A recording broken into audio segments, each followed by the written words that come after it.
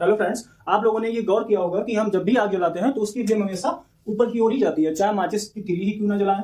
ठीक है, उसकी फ्लेम भी ऊपर की ओर ही जाएगी। उस माचिस से अगर हम दिया जलाएं उसकी फ्लेम भी ऊपर की ओर जाएगी, कैंडल जलाएं उसकी फ्लेम भी ऊपर की ओर जाएगी। चाहे आग छोटी हो, मतलब तीली की आग हो, या बड़ी हो, जैसे होलिका में अग्नि प्रज्वलित होती है उसकी आग हो, या ईश्वर नगर कहीं आग लग जाती है तो उसकी फ्लेम भी हमेशा ऊपर की ओर ही जाती है। तो ये ऊपर की ओर क्यों जाती है, जबकि ग्रेविटी तो हर चीज को नीचे की तरफ खींच लेती है। तो इसका कारण भी है एक तरीके से ग्रेविटी, ये ग्रेविटी की वजह से ही ऊपर जाती है। अब ग्रेविटी तो नीचे खींचती है, तो एक्चुअल में होता क्या है, जब हम किसी चीज को जलाते हैं उसमें जो फ्लेम होती है वो गर्म होती है, उसका टेम्परेचर ज्यादा होता है, तो उसके आसपास जो एटमॉस्फेयर में हवा होती है उसका टेम्परेचर भी ज्यादा हो जाता है, तो वो हवा भी गर्म हो जाती है। जब वो हवा गर्म हो जाएगी तो हम सबको ये पता है गर्म हवा कंपेरेटिवली ठंडी हवा से हल्की होती है, तो गर्म हवा हमेशा ऊपर उठने का प्रयास करेगी। तो जब गर्म हवा ऊपर की ओर उठती है तो वो साथ में क्या करती है, फ्लेम को भी ऊपर की तरफ खींचती है कि चलो मैं तो चल रही हूं, तुम भी चलो। अब वही केस हो जाता है कि गर्म हवा जब इस फ्लेम को ऊपर की तरफ खींच रही है तो यहाँ पे जो वैक्यूम बनेगा वहां पे ठंडी हवा आ जाएगी। तो वो ठंडी हवा जब यहाँ पे आएगी तो वो इस गर्म हवा को ऊपर की ओर धकेलेगी और गर्म हवा अपने साथ में उस फ्लेम को ऊपर की तरफ खींचेगी।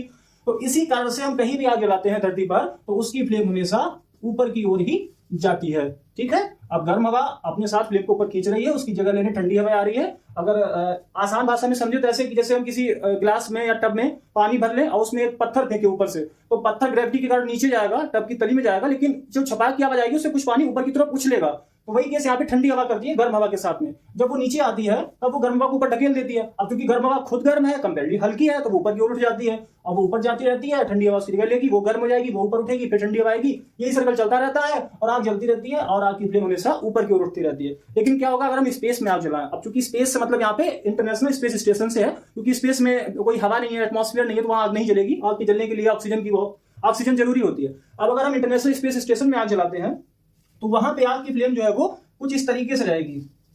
ठीक है, स्फीयर के रूप में, मतलब गोला जैसी रहेगी, क्योंकि वहां पे हवा तो गर्म होगी। जैसे मैंने क्या किया, दिया जलाया, ठीक है, तो वो दिया जो है वो उसकी लौ से वहां की हवा तो गर्म होगी।